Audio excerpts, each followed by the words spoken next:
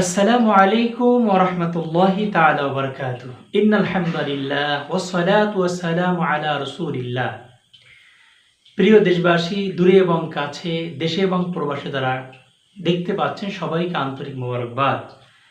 সামনে আসতেছে আমাদের নিকটে মহান একটি ইবাদত, যেটা হলো পবিত্র হজ।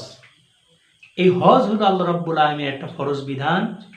আল্লাহ রাব্বুল আলামিন পবিত্র কোরআনুল কারীমে হজের গুরুত্ব ফজিলাত উল্লেখ করে আল্লাহ রাব্বুল আলামিন ইরশাদ ফরমাইয়েছেন, বিসমিল্লাহির রহমানির রহিম, ওয়ালিল্লাহি আলান নাস হিজ্জুল বাইতি মান ইসতাতা ইলাইহি সাবিলা ইলা আখিরিল আয়া।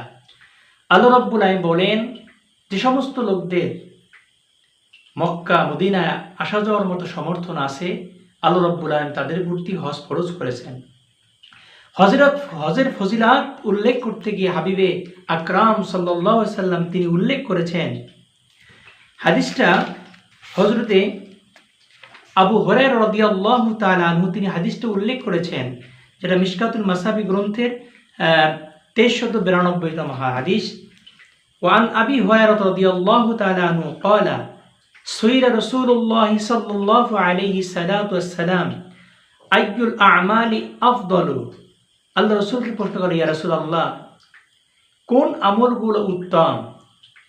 ফাকাল নবী সাল্লাল্লাহু আলাইহি সাল্লাম, অথবা নবী করিম সাল্লাল্লাহু আলাইহি ওয়াসাল্লাম বললেন, আল ঈমানু বিল্লাহি ওয়া রাসূলিহি, আল্লাহ এবং আল্লাহ রাসূলের প্রতি ঈমান আনয়ন করা। দ্বিতীয় নাম্বার কিলা, এরপরে প্রশ্ন করলেন, সুম্মা মাজা, এরপর ইয়া রাসূলুল্লাহ এরপরে কি?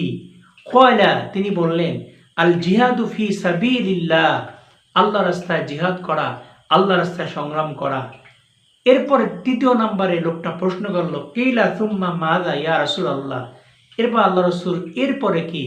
ক্বালান নবী সাল্লাল্লাহু আলাইহি ওয়াসাল্লাম বললেন, হজ্জুল মাবরুর, কবুল হজ, এটা আল্লাহর নিকট উত্তম আমল।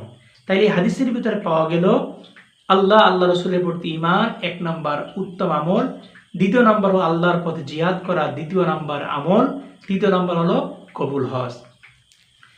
আবু হুরায়রা রাদিয়াল্লাহু তাআলা তিনি হাদিসটা উল্লেখ করেছেন 2393 নম্বর হাদিস। তিনি বলেন, قال النبي صلى الله عليه وسلم من حج لله فلم يرفث ولم يفسق رجاء كيوم ولدته أمه মুত্তাফাক আলাইহি। ইমাম বুখারী মুসলিম রাহমাতুল্লাহ আলাইহি হুমা তারা এই হাদিসটা উল্লেখ করে তিনি বলেছেন, যে ব্যক্তি আল্লাহ রাব্বুল আলামিনের জন্য হজ করবে এবং ঝগড়া বিবাদ ফাসাদ তৈরি করবে না, সেজন্য আল্লাহ রাব্বুল আলামিনের বান্দা তার বাড়িতে ফিরে আসলে এমন কায়দায় রজা কায়াউমিন ওয়ালাদাতহু উম্মুহু, যেন সদ্য ভূমিষ্ঠ সে একজন সন্তান নাবালক এরকম সে হয়ে যাবে। সুবহানাল্লাহি ওয়া বিহামদিহি সুবহানাল্লাহিল আযীম। এরপর রাসূল করিম সাল্লাল্লাহু আলাইহি ওয়াসাল্লাম উমরার ফজিলত উল্লেখ করতে গিয়ে বলেন, আল উমরাতু ইলাল উমরাতি কাফফারাতুন লিমা বাইনাহুমা, এক উমরা থেকে আরেক উমরা পর্যন্ত যে সমস্ত গুনাহ হবে আল্লাহ মাফ করে দেবেন। ওয়াল হজ্জুল মাবরুর লাইসা লাহু জাযাউন ইল্লাল জান্নাহ, আর কবুল হজের প্রতিদান ফল জান্নাত ছাড়া কিছুই হতে পারে না। আল্লাহ আমাদের প্রত্যেককে, যাদের সমর্থন আছে, সুস্বাস্থ্য আছে, আল্লাহ প্রত্যেককে আল্লাহর সন্তুষ্ট হাসিলের জন্য আল্লাহ রাব্বুল আলামিনের ঘর বাইতুল্লাহ এবং মক্কা মদিনায় সফর করার, হজ করার মতো তৌফিক ইনায়েত করুন। আমিন সুম্মা আমিন ওয়া আখির আলহামদুলিল্লাহ আলামিন। আসসালামু আলাইকুম ওয়া রাহমাতুল্লাহি তাআলা ওয়া বারাকাতুহু।